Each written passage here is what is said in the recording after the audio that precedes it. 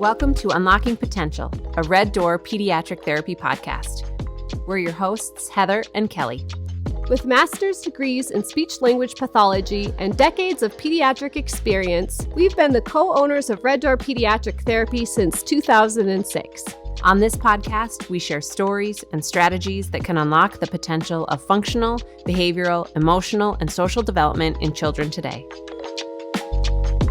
Today's guests are Baerwald, a speech-language pathologist and team lead in Grand Forks, and Mandy, Griffin, a speech-language pathologist certified in infant feeding, here in Bismarck at Red Door Pediatric Therapy. Welcome to this episode. Thanks for joining us. We're really excited to talk about infant feeding. I think this is such an interesting topic, and I'm excited to dig in. Mandy, tell us a little bit about yourself. Hi, I'm Mandy Griffin. I am a speech-language pathologist, and I have background in orofacial myofunctional disorders and infant feeding, as well as all of the other speech things that most speech therapists do. Awesome. We're also joined today by Baerwald in our Grand Forks location. Hi, Crystal. Hi, yes, I'm Baerwald. I've been with Red Door for 2 years, a speech-language pathologist for 4 years, and have been working with infants to adults for quite that time. Mandy, when we're talking about infant feeding, tell us some of the challenges that might arise. I think in that first 2 weeks after a baby is born, society just tells us that it's just going to be easy to feed your baby. And it's not always easy. And honestly, that first 2 weeks is really hard. I'm a mom of 4, and none of them were easy in the first 2 weeks. So you see trouble with latch, you see trouble keeping babies aroused enough to eat. You worry if they're getting enough, and then it kind of just snowballs, and then you're not sleeping and they're not sleeping, and it can be a really hard time. Absolutely. And I think if your baby's not eating and then they're not sleeping and then they're not, kind of doing the next thing, it makes the home environment feel much more overwhelming. Stressful. Absolutely. So what professionals are often the first points of contact for a baby who's maybe having some feeding difficulties? Yeah. Usually after those first couple of days, you have a follow-up with your physician or a pediatrician. So it's always good to talk to them about it, let them know your concerns and where the breakdowns are falling. They might be able to help you there, or they might send you to an IBCLC, so a certified lactation consultant that can help give you different strategies for feeding. They might have you try different positions and things like that. And then after that, if those two people aren't able to help you, that's usually when we get a referral to see what we can do for you. So, Crystal, what does an initial visit in terms of infant feeding look like for the mom and the baby? The initial visit is usually an hour and a half long. We usually start with an interview where we get an intensive case history. So we start with what has home life been like? What are the problems they ran into? What are the things that they tried that have worked? What are the things that they've tried that haven't really been working? Just so we don't try and reinvent the wheel with what we want to help you with. We look at structure. So we do a whole look at what their lips are looking like, cheeks, their breathing in general. We look at mouth posture. So we're trying to see if our lips are closed when they're breathing. We also look at function. So at the end, towards the end, we usually like to see a feeding session in the moment. So whether it's breastfeeding, bottle feeding, just so we kind of know what it looks like, what they're dealing with at home, and anything that we can do to help in that moment and going forward. Okay. So Mandy, when she's talking about those things, what are some of the strategies that you teach?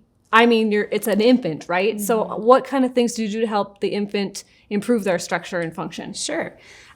So when they first come in for that initial hour and a half eval, that lasts like 20 minutes or so, we try to give you something right away, some sort of treatment strategy or something to help you immediately because you need help right now. So sometimes it's as simple as just like, let's say baby has maybe tethered tissue under the tongue and they don't have great mobility. What's a tether? Tether would be like underneath the tongue. If you have tissue that would restrict your movement, it would be considered a tether because your tongue is not moving as well as it could be. Sure. per So se. like a tie. Right. Sure. So like a tongue tie. So let's say that this baby comes in with a tongue tie and they just can't quite stay latched. We could give them support under the tongue or in the cheeks just to help baby latch better until we can address that structural problem down the road. So that way you can feed better than you were when you came in and at least can keep your baby a little bit happier until we can address other things. Absolutely. Oh, that's so interesting. What is there a opportune time frame? So if a mom goes home and realizes kind of in the first couple of days that it's not going as expected, or she feels like it's not successful, whether it's breast or bottle feeding, or it feels like way harder, is there a time that she has to wait? Or I don't love the wait and see approach. I've said that now in several episodes. So I'm kind of asking about that, I think. Yeah, I would say not. I would not wait at all. Kind of trust your gut. It really shouldn't be painful or something that you feel like you are struggling with, or kind of those main concerns of, is my baby getting enough? Are they gaining weight? If you have any of those thoughts or concerns, I would say right away at any time, whether it's day 1, week 1, or even down the road, if you realize later on you're starting to see more of those red flags as they're getting older, anytime would be a great time to get that help if you need it. So what are the primary differences between what you guys would do and what maybe a lactation consultant would do out the gate? It's kind of a gray area, really, because they work on positioning strategies and they work with the mom, maybe just on even positioning of the nipple, something simple like that. If you're doing some bottle feeding, they might have some strategies on what different bottles to try or different nipple sizes to try. And we can kind of do those same things too, but we can go beyond that and we can work on strategies to decrease tension if there's any tension in the lips or the cheeks, or and so we can also prepare them for the tongue tie release if that's warranted. Okay, so you said release. What does a release look like before, during, and after, and who does that? Okay, so when you come in for an eval or an assessment at Red Door, we would determine there's a restriction in mobility first, which is impacting your function, which is feeding. So if that's the case, then we would send you out for a second opinion from a release provider, which can be an ear, nose, and throat doctor. We have great dentists in town that do releases as well. So then the family and the baby would go see that provider. If they would decide, yes, it needs to be released, then they come back and we start some strategies to decrease tension in the floor of the mouth, so under the tongue, and we work on different strategies to start getting the tongue moving as best we can. And once we feel baby is ready, we'll also refer for like body work, so cranial sacral therapy, or we'll talk to chiropractor, physical therapy, just to make sure their body's ready. Because if we have tension here, we also have tension here and everywhere else. So everything is connected. Yes. So we want to make sure their tension is released as best as it can be, and baby's in a good, happy neurological state. And then they go over and they get that release done, which means that they just take a laser most often. They'll take a laser and just kind of reduce the amount of tissue that's between the tongue and the floor of the mouth.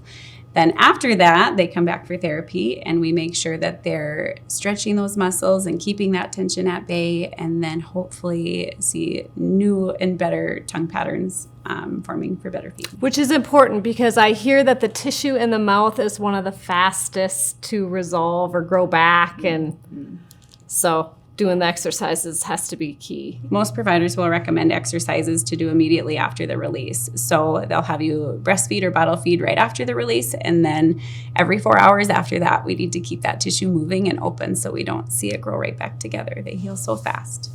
This is so interesting because it's very medically based, and I think a lot of new moms just assume it's because they're not good at it. And so kind of what you've said and what you've driven home is that, wow, we're looking for, major structural and functional things that would really impact this, and that's why it would make it hard. And I think parents' first indication is like, well, I'm terrible at this, and that's why it's going wrong, and that's why I'm not getting any sleep, and that's why I'm yelling at everybody all the time. And so that part is, I think, the message that we want to drive home if there's new moms listening, or grandparents, or spouses or partners that this actually has very little to do with you and your parenting and how you're feeding your baby, and much to do with kind of all of the structural and functional things that go on instead. And it provides an extra avenue for exploration. I feel like, you have an infant, so an infant isn't able to make voluntary movements, and so it's hard to give them a direction. They don't have the language for it yet, obviously. So it sort of gives us an avenue to look at what is going on with the baby that can be changed or modified or helped, and not just feeling like it's the mom and the mom has to make all the changes. So, and we've talked a lot about tongue ties, but it's not always that. Sometimes it's as simple as a different position. So if you haven't been to a lactation consultant and nobody's told you and you're a first-time mom, it's sometimes a very easy fix, and it's maybe even 1 or 2 sessions after that initial visit. I think we had one in Grand Forks that came for the initial visit, and we changed a couple little things and they never came back. We got emails saying, this is so great, everything's going well. So it's not always a long road.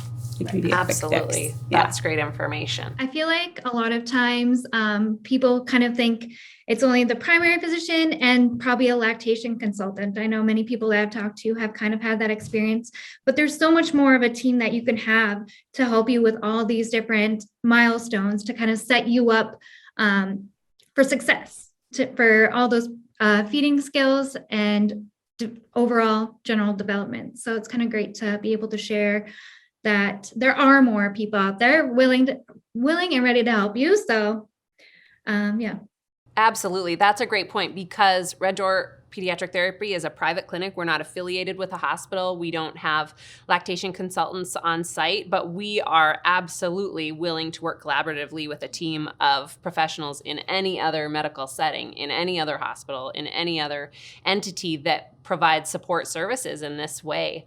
I think that people sometimes think if you're not in the network or not at the hospital, then you can't get involved. And it's just not true. There's just room kind of for everybody at the table. And I think we make that process really easy for people, whether it's from scheduling the eval. We have a different scheduling process for these, which means that you don't have to, we really try hard not to make new moms and new families wait, because it's already a stressful situation. And so let's just do what we can to get you in as quickly as possible so that we can kind of go to work and get to help right away. It is no surprise that having a newborn baby is hard work. What is the most rewarding part for you with this population?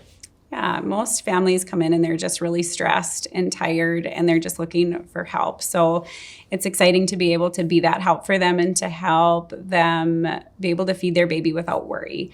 Another thing that I appreciate as a speech therapist working with babies now is when we see them when they're 4 years old and 5 years old and struggling with eating solid foods or being picky eaters or having this kind of funky speech pattern.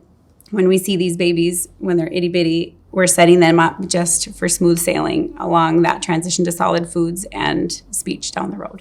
I'd say for me, it's just being able to share this information, to kind of give them things that we know to look for that other people might not be able to look for. And it's not just first-time moms, it's all moms that come in with us. It's so being able to help when things haven't worked or when things are working, but maybe not the mom, and being just a resource for all those families out there and kind of being, as Mandy said, the relief finally.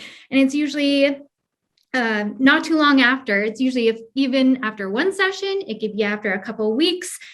We see a lot of progress, and finally those babies being able to eat and moms being happy. So it's great. I learned so much today. Thank you for your time and energy. I appreciate you joining us on this episode, and thank you for all you do at Red Door Babies and beyond. Of course. Thank you guys for having me. Thank you.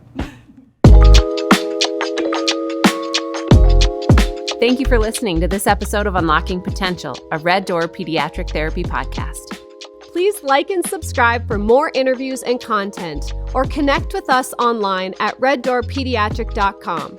Thanks for joining us, and remember, communication is key to unlocking your potential.